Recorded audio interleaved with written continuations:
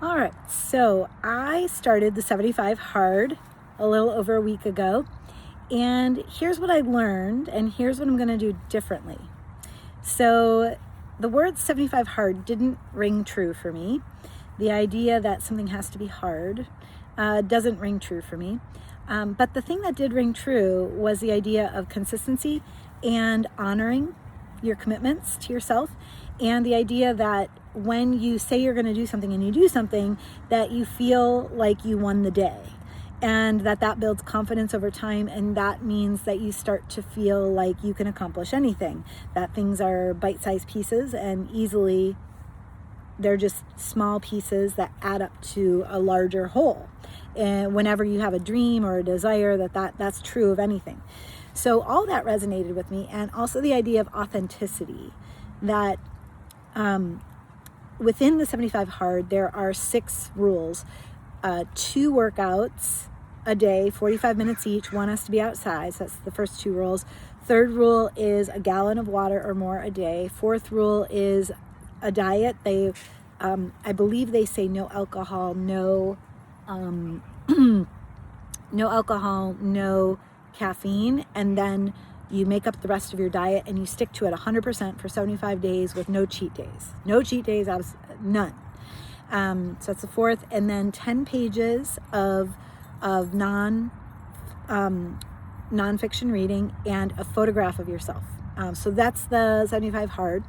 And so as I was doing the 75 Hard, and I was feeling into my authenticity, part of what I did is I said, those 2 workouts a day, great, 45 minutes each, one's outside. I did not make those to mean hard.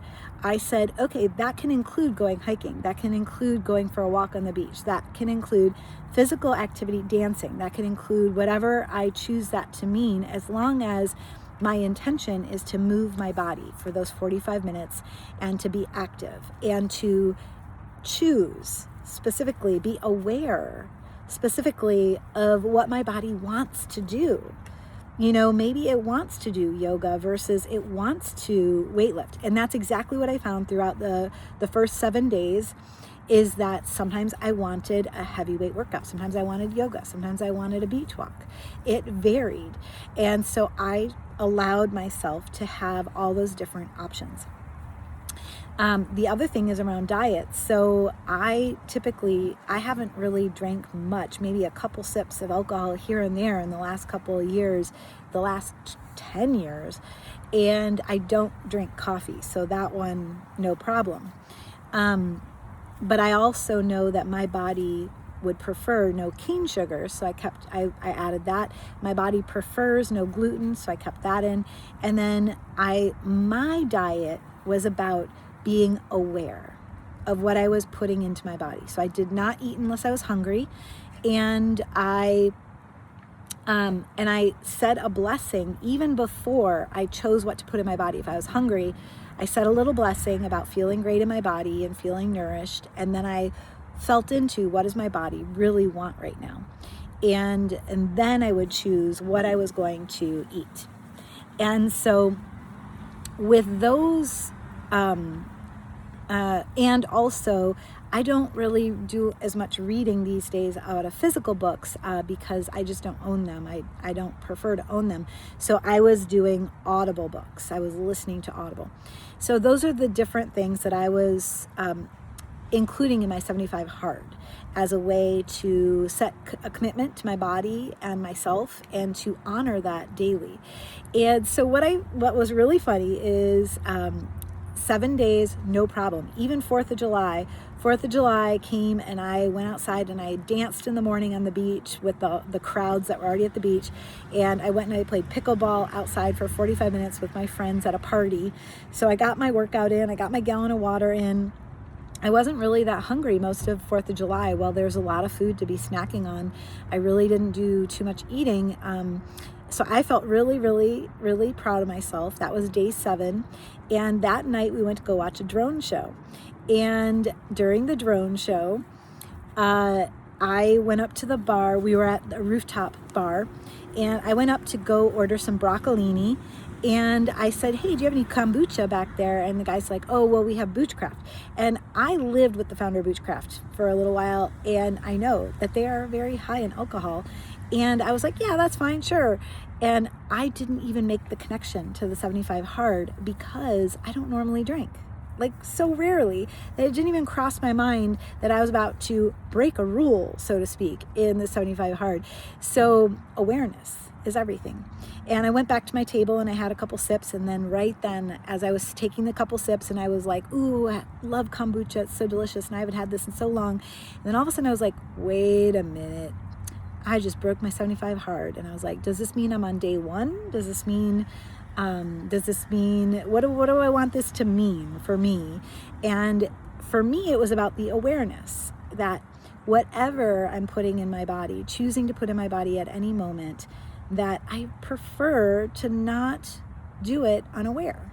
I prefer to be awake of my choices. I prefer to be awake in how I choose to move my body. I prefer to be awake in the things that I choose to read. I prefer to be awake in everything I do.